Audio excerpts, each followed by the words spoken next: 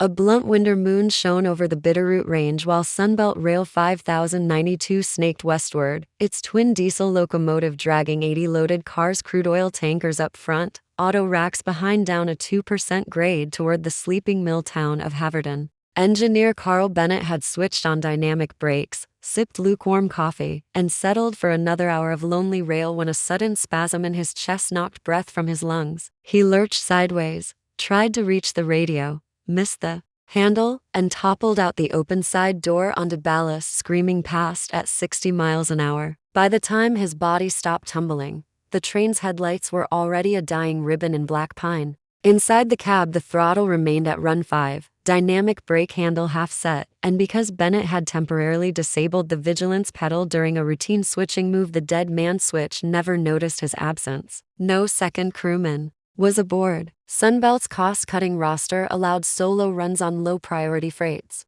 With Gravity now chief engineer, 5092 accelerated past 65, sparks crackling beneath wheel flanges as steel met rusty rail. 3 miles downhill, U.S. Highway 23 paralleled the main line on a sweeping right curve. Skate wheels clattered. Across expansion joints, Maya Ortega 23, torn knee jeans, dark hoodie flapping, pushed her battered deck downhill toward Haverton's skate park lights. She filmed every descent for her barely monetized YouTube channel Maze Rails, a niche mix of freight-hopping lore and longboard tech. The white nose of SunBelt 5092 thundered past on her left, horn blaring a warning she felt in ribs. Something looked wrong.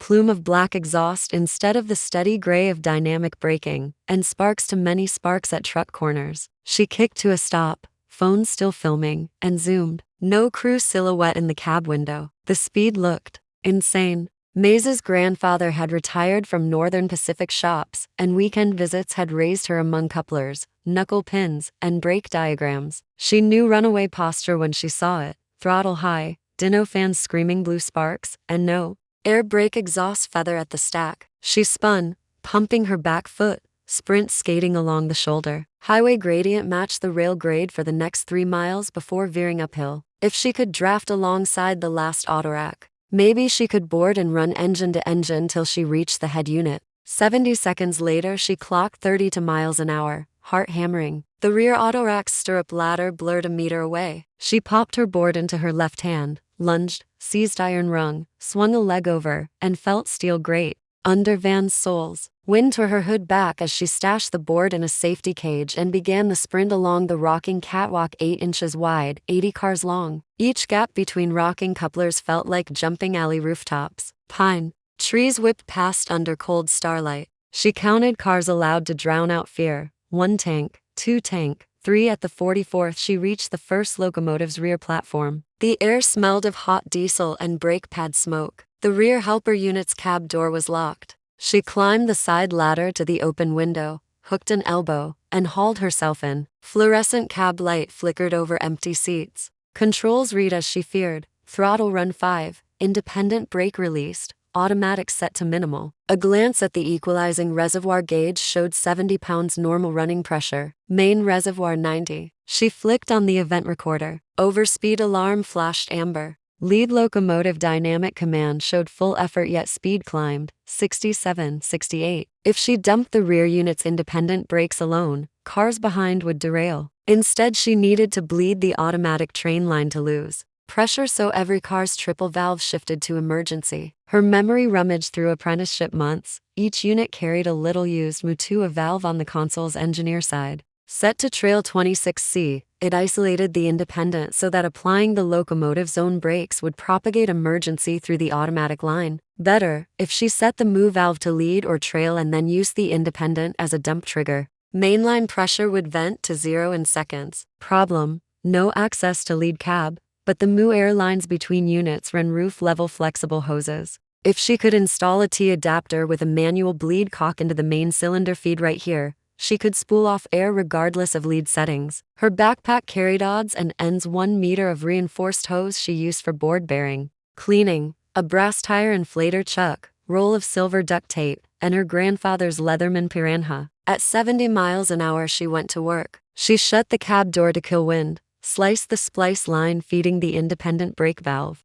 jammed the tire chuck in as a dead-end bleed fitting, then duct taped the junction in a frantic spiral. She yanked the chuck's trigger. Compressed air howled white fog. Equalizing reservoir gauge plummeted. 70, 50, 20. Down train, 40 sets of triple valves sensed loss and clamped shoes against wheels. Sparks whooshed in a continuous arc visible through side windows. Wheels screeched metal aria. Speed tape ticked backward. 61, 52, 43. Up front, the lead locomotive's overspeed circuit blinked but throttle stayed locked impotently forward. Maze kept the bleed open until speed fell below 20, then snapped the move valve handle to shut down, locking brakes engaged. She pulled the big red fuel cutoff knob. The prime mover coughed to silence. For the first time in 14 minutes, the night echoed only with cooling metal ticks and her ragged breathing. Dispatch had lost the train's PTC telemetry 15 minutes earlier and routed every signal to red. Now, scratchy road channel crackled through cab speakers. SunBelt 5092, Haverton desk, do you copy? Maze keyed the handset, voice shaky. Haverton, cab secure. Train stopped milepost for 7, no crew aboard. Repeat, no engineer. Brakes applied, emergency. Request assistance. Shocked silence then. Identify yourself, she answered. Civilian rider, former mechanical apprentice. Long pause. Remain on frequency. Response inbound. Sirens began their Doppler wail in the valley. While waiting, she exited to the ballast. Knees jelly. Tanker wheels steamed. She rolled her board from the cage, set her phone on the filling platform and recorded 50 seconds of breathless summary for her channel. Lens fogged from hot brake vapor. Blue lights crowned the roadbed. Volunteer firefighters tromped over TIs. A deputy demanded ID, cuffed her loosely for formality, then uncuffed after rail police confirmed her story. Maintenance crews pinned handbrakes, cut air hoses to secure. The brass chuck, taped like a punk doctor's stethoscope, earned puzzled admiration. SunBelt's division superintendent arrived before dawn, phone glued to ear, stating phrases like avoided potential vapor cloud believe and PR gift horse. He thrust a waiver form and a prepaid debit card toward Maze. She refused both, until they promised no charges for trespass. He sighed, tore the citation sheet in half. 3 hours later, local news helicopters circled. Reporters asked why she knew brake valves. She said her granddad taught her air is stronger than diesel. YouTube comments called her reckless, heroic, mad. View count soared. Her ad revenue graph, once a flat line, spiked. SunBelt instituted a new policy. Solo engineer runs required active vigilance pedal, no exceptions, verified remotely by event recorder ping every 60 seconds. Transportation blogs credited Maze's hack. She got no medal, but a senior equipment manager mailed her a brand new steel T adapter stamped 5092 and a note. Next time use this. Ditch the duct tape. Maze still skates night highways but keeps a railroad wrench in her pack, just in case steel and gravity conspire again. She ends her viral video a month later with a single line. Know the system you ride, one day it might ride you. Secret warrior story signs off until the next quiet traveler rewires disaster into a slow, safe stop.